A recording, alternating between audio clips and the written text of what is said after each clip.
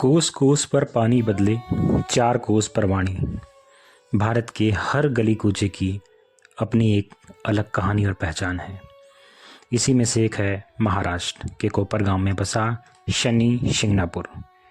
दोस्तों, उम्मीद है आप सब अच्छे होंगे। मैं हूं सुशील। ये गांव एक ऐसा अनोखा स्थान है जहां की ये मान्यता है कि स्वयं शनिदेव इस गांव और यहाँ के घरों की रक्षा करते हैं।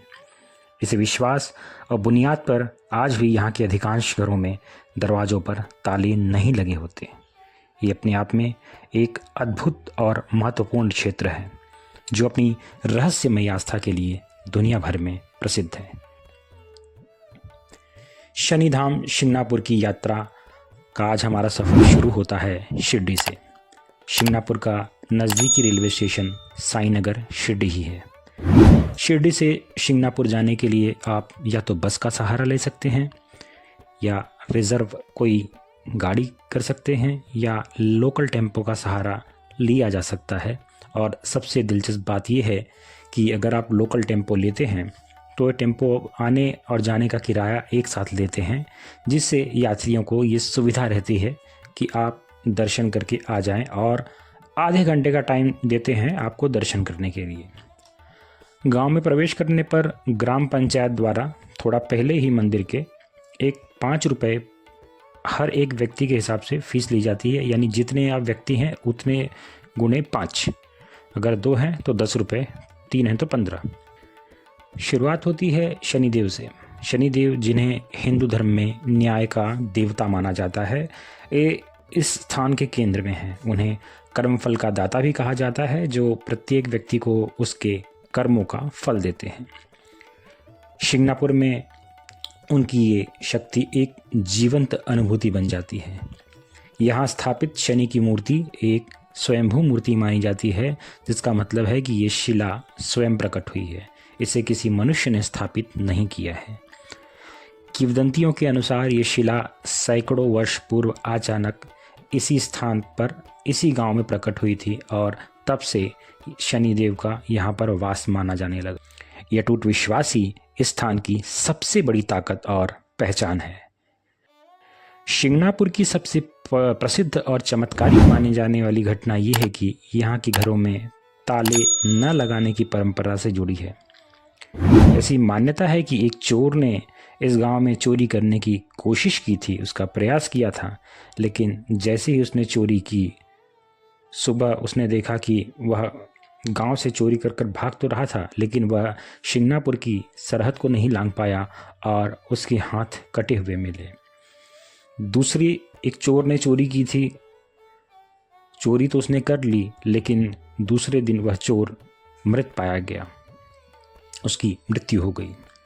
इस घटना के बाद से गांव वासियों ने ये निश्चय किया कि जब स्वयं भगवान ही उनकी स्वयं रक्षा कर रहे हैं तो उन्हें मंदिर में प्रवेश करने से पहले हर यात्री को कुछ विशेष नियमों का पालन करना होता है। सबसे महत्वपूर्ण नियम यह है कि आप अपने साथ में बेल्ट, पर्स, जूते, घड़ी या कोई भी चमड़े का सामान अंदर नहीं ले जा सकते, क्योंकि चमड़ा एक जानवर की खाल से बनता है और इसे पवित्र मंदिर परिसर में ले जाना अशुभ माना जाता है। इसलिए मंदिर के बाहर ही इन सामानों को जमा कराने की व्यवस्था है।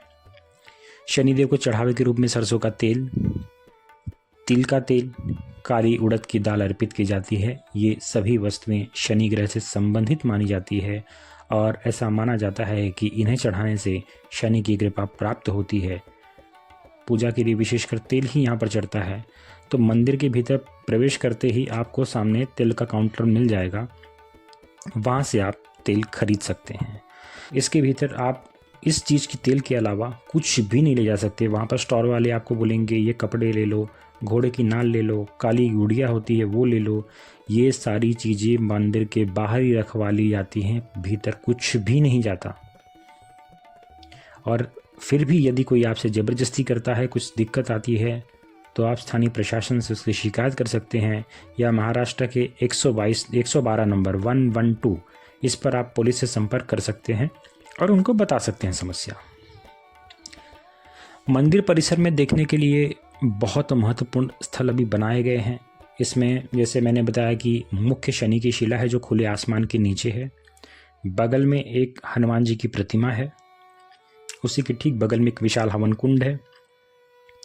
पीछे की तरफ जो शिला है उसके पीछे की तरफ नदी का परिसर है। वहाँ पर अभी एक नवग्रह मंदिर नया बना हुआ है। और रामेश्वरम जो मंदिर है, जो वहाँ का जैसे सभा मंडप है, उसी की तर्ज पर एक सभा मंडप बना हुआ है, जहाँ पर भक्त जो है आसानी से एकत्रित होते हैं, वहाँ पर रुकते हैं, वहाँ की शाम और सुबह का आनंद लेते हैं। अब सतर्क यात्री के रूप में बस, टेम्पो वाला जो इनके द्वारा होटल बताए जाते हैं, वहाँ खाने से परहेज करना एक अच्छा विचार हो सकता है मेरी माने तो। क्योंकि बहुत से यात्री जो हैं वो जो समझ चुके हैं, जान चुके हैं, जो अक्सर सफ़र करते हैं, वो अपने साथ स्नैक्स लेकर आते हैं और अपनी पानी की बोतल लेकर आते हैं, उसी पे निर्भर रहना पसंद करते हैं। मंदिर से बाहर निकलते समय आपको वहाँ पे 20 रुपए के पैकेट में एक नारियल का प्रसाद मिलता है, वो आपको अवश्य खाना चाहिए क्योंकि वो बहुत ही टेस्टी होता है। दूसरी ओर शिंगणापुर की यात्रा के दौरान आप मौसम का अगर ध्यान रखें तो सर्दी के मौसम में यहाँ पर काफ़ी सर्दी पड़ती है और गर्मी के मौसम में भी काफ़ी गर्मी पड़ती है। तो इसलिए सर्दी के मौसम में जब भी आप आएँ तो गर्म कपड़े साथ में लेके आएँ, कंबल लेके आएँ। यहाँ का महत्वपूर्ण त्यौहार जो वो है शनि अमावस्या है। यहाँ पर जब उस समय हजारों की संख्या में भक्त यहाँ पर एकत्रित होते हैं, बहुत लंबी लाइन लगती है। इस दिन विशेष पूजा और विशेष अनुष्ठान किए जाते हैं। शिंगणापुर की यात्रा को रोचक बनाने के लिए अगर आपके पास समय है तो अगल बगल में और भी दर्शनीय स्थल हैं जिनको आप देख सकते हैं। नज़दीक में संगमनेर जो है वो एक शहर पड़ जाता है और मनमाड पड़ जाता है, जहाँ पे इजीली आप जैसे शिरडी से अगर आपको ट्रेन की व्यवस्था नहीं है तो आप मनमाड से भी उतर के यहाँ पर आ सकते हैं। सबसे पवित्र तीर्थ स्थल जो शिरडी वो पास में है ही, जैसा कि मैंने पहले ही बताया। इसके अलावा अगर आपको 40 से 100 किलोमीटर के भीतर अगर आपको कुछ देखना हो तो यहाँ पे अजंता एलोरा की बगल में ही गुफाएं हैं, वेलूर का कैलाश मंदिर है, नासिक में त्र्यंबकेश्वर का ज्योतिर्लिंग है, नासिक में पांडव की लेनी भी है और मांगी तुंगी पहाड़ के ऊपर बहुत ऊंचा मंदिर है। वो एक आकर्षण का केंद्र है, लेकिन आपको इसके लिए काफ़ी समय चाहिए। अंत में मैं यही बोलना चाहूँगा, यदि किसी यात्री को मंदिर के बारे में अधिक जानकारी चाहिए और सहायता चाहिए तो सीधे शनि शिंगणापुर देवस्थान से जो उनका ट्रस्ट है उससे संपर्क करके जान सकता है। ये यात्रा न केवल एक धार्मिक अनुभूति है बल्कि भारत की उस गहरी आस्था से एक साक्षात्कार है जहाँ विश्वास की शक्ति इतनी प्रबल है कि वह घरों के ताले तक उतार के फेंक देती है। शनि शिंगणापुर का ये सफ़र केवल एक तीर्थ यात्रा नहीं बल्कि एक ऐसी पहेली है जो आस्था और रहस्य के बीच एक अद्भुत संतुलन बनाए हुए हैं। उम्मीद है मेरी जानकारी आपको अच्छी लगी होगी। तिवारी सुशील ऑफिशियल इस चैनल यानी TSO पर आपको जल्द ही एक नई यात्रा के साथ मैं वापस मिलूंगा। तब तक के लिए आपका दिन शुभ हो।